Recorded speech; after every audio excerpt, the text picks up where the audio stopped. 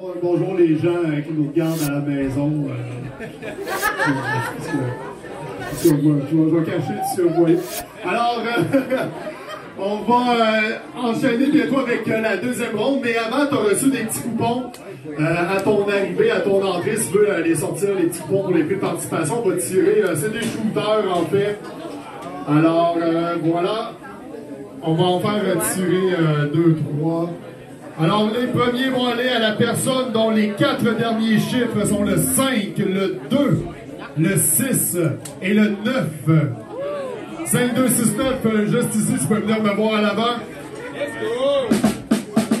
Et les autres, attendez un petit peu, je vais juste... je sais pas grave. Alors, les autres shooters vont aller... à la personne dont les 4 derniers chiffres sont le 5, le 2, le 5 et le 8. 5, on joue à la loterie des pauvres ici en ce moment ce soir. Complémentaire 18-24. Et allez vous acheter un billet de 6,49, mesdames et messieurs.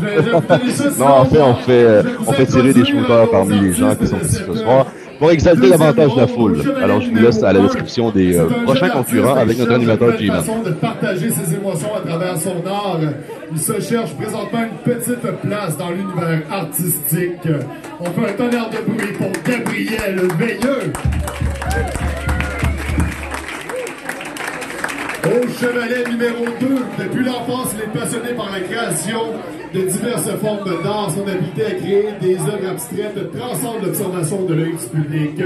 Faites un tonnerre de bruit pour Andrew! Au chevalet numéro 3, elle a commencé à peindre à 8 ans, puis repris la peinture à l'âge adulte. Elle se considère comme une artiste réaliste et abstraite. Aidez-moi à accueillir Marie-Pierre Boulanger-Bonneau. Au chevalet numéro 4, c'est sa première fois comme participante. Elle s'inspire de tout ce qui touche aux mangas animés, vieux comics, Disney, Pixar et aux éléments de la nature. Faites un tonnerre de bruit pour Mathilde Bonneau.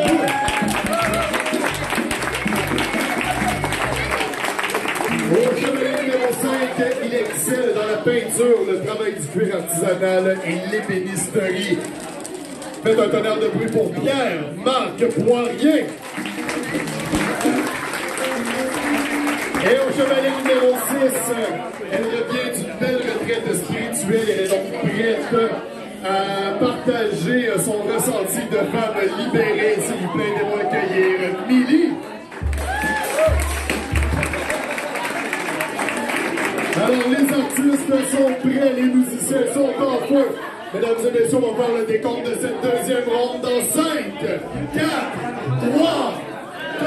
Alors, la deuxième ronde est entamée, mesdames et messieurs. Nous entrons dans la deuxième partie de la compétition, puisque, comme je le disais préalablement, j'avais quelques corrections à vous apporter. Dans la première partie de la diffusion, je vous ai dit qu'il y avait un gagnant par ronde et que la finale comptait deux gagnants. Eh bien, je me suis trompé, mesdames et messieurs, absolument. Écoute, ça prend des erreurs pour pouvoir apprendre. Hein? C'est ça, j'en ai fait une. Donc, la première ronde a bien élu 2 gagnants. La deuxième ronde, celle que nous vivons présentement, fera vainqueur 2 gagnants. Et la finale sera composée de 4 gagnants qui se disputeront le titre de artiste peintre gagnant du Art Battle de la soirée. Donc, présentement, nous pouvons voir Émilie Moras, qui débute sa toile sur un canevas blanc vide. Elle débute avec des teintes de gris dans les hauts gauche et dans les hauts droits. Ici, nous pouvons voir un artiste qui, d'après ce que j'ai pu comprendre, est un habitué du travail du cuir, Pierre-Marc Poirier, qui en est pas à sa première apparition au Art Battle. Je crois qu'il en est à sa deuxième, mais je me garde un devoir de réserve sur cette affirmation. On peut voir qu'il joue avec les teintes de brun, de bleu, de gris, de noir. Ici, il semble évoquer quelque chose d'abstrait. Oui, on va se limiter à ça. Ça semble très abstrait pour l'instant. Et puis, comme je le disais dans la ronde précédente, c'est très difficile dans les premiers balbutiements de la création d'une toile d'affirmer qu'est-ce que sera la toile en finalité. Donc, tout ce que nous pouvons faire présentement, c'est étudier le style de peinture de notre ami Pierre-Marc Poirier, étudier ses coups de peinture, étudier où est-ce qu'il pourrait aller, parce que en ce moment, tout est possible. Il est dans un terrain d'opportunité c'est aussi vaste que le Taj Mahal. Le Taj Mahal, mesdames et messieurs, c'est très vaste. Ici, nous avons une autre artiste. Une autre artiste qui se définit par le nom Mathilde Moreau. Morbeau, pardonnez-moi. Morbeau. Quel est son vrai nom? Par contre, vous pouvez aussi la trouver sur son Instagram à The Only Blue. The.onlyblue. C'est comme ça que vous allez pouvoir la retrouver sur Instagram. On dit d'elle qu'elle a un style très abstrait, cela dit très limpide. Comme nous pouvons le constater ici, nous avons possiblement le visage d'une femme qui est dessinée au noir. Elle prend un pinceau présentement, applique du bleu turquoise qui rappelle les océans limpides entourant Cuba. Et Varadero, je parle beaucoup de Cuba ce soir. Hein? J'ai l'air d'un adepte des voyages dans le sud et des ramen coke et des Cuba libres, alors que je ne vais à proprement dit jamais. Je ne sais pas ce qui se passe avec moi concernant Cuba ce soir, mais nous allons probablement y revenir dans une discussion éventuelle. Ou pas, hein? Ça se peut qu'on y revienne pas du tout. Ce qui serait peut-être la meilleure chose à faire. Alors on peut voir le caméraman qui se déplace tant bien que mal au travers de la foule qui comble les murs de la Ninkasi ici ce soir. À vue d'œil, d'après mon œil de lynx, comme dirait quelqu'un qui emploierait cette expression dont je me souviens pas le nom, j'estime la foule à près de 80 personnes environ.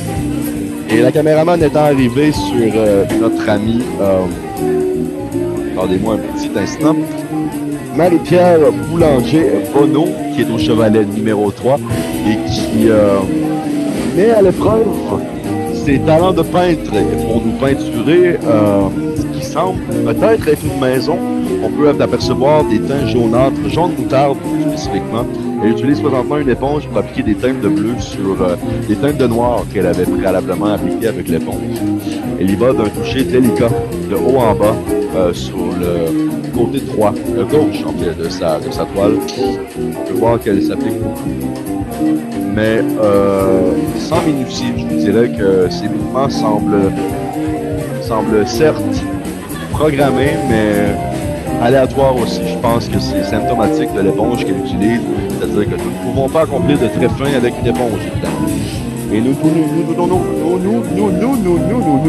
nous tournons alors vers le peintre s'appelant Andrew M. au chevalet numéro 2, qui lui a décidé d'opter avec un fond complètement noir et présentement il utilise un couteau de peinture pour tracer des lignes jaunes sur son canevas au fond sombre. Je dois avouer présentement, je trouve ça très joli, mais ça c'est mon opinion personnelle et je vais essayer de demeurer le moins impartial durant cette diffusion-là et dans les prochaines discussions. S'ils décident de me garder, hein, parce que ça c'est un autre dossier, là. Ça se peut que je ne revienne pas. Mais blague à part, écoutez, monsieur Andrew M. Qui utilise le couteau à peinture, qui est une première ce soir que nous pouvons voir chez un artiste. La plupart des artistes ont utilisé soit des pastels, soit des fusains, soit des pinceaux. Et Andrew se trouve être le premier à utiliser le couteau de peinture pour ajouter un peu de texture à sa toile. Il faut rappeler, c'est à ça que ça sert. Nous nous tournons présentement vers Gabriel Veilleux au chevalet numéro 1, qui lui a plutôt opté pour des teintes de jaune et de bleu. C'est très frappant comme teinte, ça marque l'imaginaire. Nous pouvons distinguer une forme creuse qui est toujours blanche au centre des deux teintes. À gauche, nous pouvons voir le jaune, à droite, nous pouvons voir le bleu. Et au sommet droite de sa toile, les deux couleurs arrivent à une jonction, superposent et se jumellent. Donc, je suis curieux de savoir où est-ce que cet artiste-là va aller avec cette peinture-là. C'est difficile de pouvoir dire avec précision à l'heure actuelle ce qu'il va accomplir. Possiblement un visage, peut-être des plantes, peut-être un bonsaï. Hein? Qu'en dites-vous? On dirait que ça ressemble à un bonsaï. Encore là, hein, c'est l'esprit d'un néophyte dans la matière qui parle. Donc, en ce moment, et comme je le répète depuis le début de la discussion, tout est possible.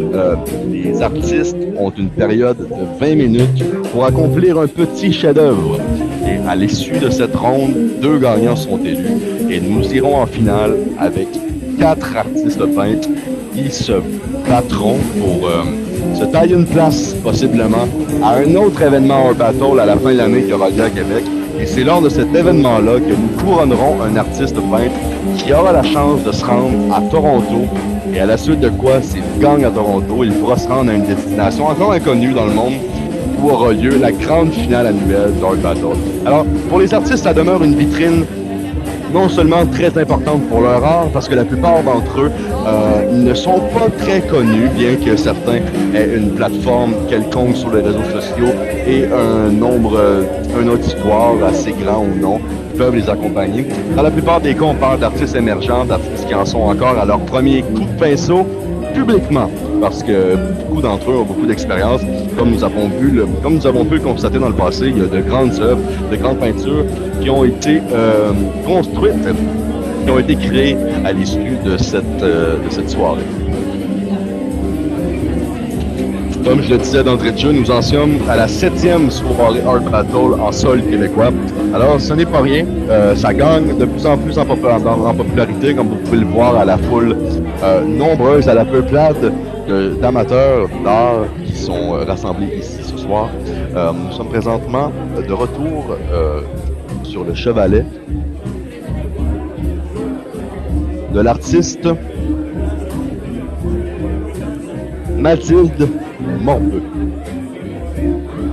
que vous pouvez également retrouver sur Instagram à TheOnlyBlue, the.only.blue, s'appelant BL. Donc, elle semble nous peindre le portrait d'une femme au visage à demi émergé dans l'eau. On peut voir l'influence des mangas sur le trait des yeux et sur la formation des yeux en général. Donc, on voit clairement une influence animée. On est de retour ici à Émilie Moras, au chevalet numéro 1. Le premier chevalet, mesdames et messieurs. Nous sommes en face de celui-ci. Alors, Émilie est tombée dans les teintes de vert, lime, de bleu mauve, de brun gris. Et présentement, elle applique du noir sur le revers, sur le côté droit de sa toile, de son canevas. Elle utilise les doigts techniques que nous voyons pour la première fois ce soir, mesdames et messieurs, et toute autre personne qui s'identifie à n'importe quel autre genre. Moi, je laisse personne de côté. Hein. Ici, on est en famille ce soir, alors que vous soyez un chat, chien, homme, femme, n'importe quoi, vous êtes tous les bienvenus. Comme je disais, Émilie utilise ses doigts. C'est une technique que nous avons peu vue, c'est-à-dire c'est la première fois qu'on voit ça ce soir dans la technique et l'utilisation qu'en fait un artiste. Et elle revient au pinceau tranquillement pour définir davantage son œuvre. Nous revenons présentement sur Pierre-Marc Poirier, qui ça se dessine davantage. Nous offre somme toute un portrait abstrait qui semble d'origine naturelle, un peu en référence au monde, à l'écosystème. Les mots m'échappent. Écoutez, mesdames et messieurs, nous constatons ensemble ce qu'il fait. Présentement, on dirait qu'il plante un mur, mais il n'y a pas de mur, il n'y a pas de trou. Fait que ça doit être une technique. C'est très beau, cela dit. Ça n'enlève rien en sa technique, mais j'adore le fond de sa toile qui est composé de... Ça semble être des herbes, des fougères, peut-être du gazon, de la pelouse. C'est d'origine humaine, en tout cas. Ça, il n'y a aucun doute là-dessus. C'est terrestre. Il n'y a aucun doute à ce propos. Encore une fois, Pierre-Marc Poirier jongle avec l'abstrait de façon très habile. Alors la caméraman s'arrête de nouveau sur Mathilde Morbleu, qui nous offre un portrait d'une femme à demi submergée. Une femme au regard à l'influence animée, sans l'ombre d'un doute. Donc nous pouvons suivre encore une fois la caméraman se déplaçant du plateau supérieur au plateau inférieur, là où se trouve la balance des autres artistes.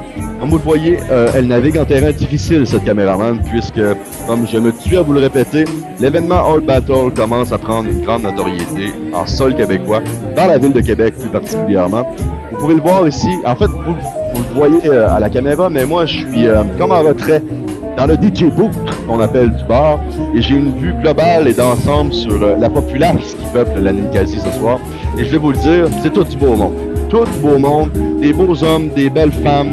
Écoutez, il n'y a que des belles personnes ici ce soir. Et ce qui les unit, c'est des gens qui aiment l'art. Alors, ça, c'est formidable. Et on peut voir toute leur curiosité lorsqu'ils se déplacent. C'est tournoyant autour des artistes qui peignent. C'est un spectacle merveilleux à apercevoir, mesdames et messieurs. Je vous le confirme. Donc, nous sommes de retour devant l'artiste Marie-Pierre Boulanger-Bonneau au Chevalet numéro 3. Et finalement, écoutez, ça se dessine, ça se précise. Ça se précise davantage, on peut voir, on peut distinguer des... Ah, est-ce le château Frontenac? Eh oui, peut-être que c'est ça. Est-ce le château Frontenac? Nous sommes devant le château Frontenac, peut-être, mesdames et messieurs. En tout cas, ça me semble être ça. Elle utilise l'éponge pour ajouter un peu de noirceur à la fin, en fait, dans le bas de son canevas. Et ouais, c'est ça. Ça semble être le château Frontenac, mais ça se confirmera probablement d'ici la fin de la compétition, d'ici la fin du round. Nous sommes de retour devant M. Andrew M. au chapelet numéro 2, qui lui, comme je le disais préalablement, a plutôt opté pour un fond noir complètement. Et il utilise toujours un couteau de peinture qui apporte plus de texture à ses œuvres. Et il semble faire des lignes. Ça, c'est clair, il fait des lignes. Il n'y a aucun doute à ce sujet-là. Et pourquoi fait-il des lignes dans cet angle-là? Ben, ça, c'est la grande question, mesdames et messieurs. Peut-être que nous pourrions l'interviewer éventuellement pour lui demander qu'est-ce que signifient ces lignes. En fait, ça me semble être plutôt de l'abstrait, donc votre signification sera la mienne. Ou pas, hein? C'est tellement relatif que nous pouvons tous voir quelque chose de différent dans l'art et c'est ce qui en fait sa beauté. Nous sommes de retour devant le chevalet de M. Gabriel Veilleux, qui avait opté à la base pour des teintes de jaune et de bleu, comme vous pouvez le constater. Désormais, a ajouté du rouge. Oh! Que vois-je? Que vois-je? On dirait une femme, possiblement. L'endroit blanc au centre pourrait faire office de visage et la fin pourrait faire office de robe. Mais encore là, hein, nous sommes tôt dans le round, donc nous aurons amplement le temps de pouvoir se dessiner davantage les portraits et ou autres choses que les artistes ont à nous offrir ce soir au fil que le round avance. Donc je vous rappelle que ce soir, nous avons la chance d'être agrémentés, d'avoir les tympans qui baignent dans du sucre, comme dirait mon grand-père. Quand t'as un tympan qui baigne dans du sucre, ça veut dire que t'entends des bonnes choses. Ben, c'est ça. On a les tympans qui baignent dans du sucre grâce à notre belle maison, qui est issue d'artistes musiciens qui ne se connaissent pas à la base. Et ça, c'est assez incroyable.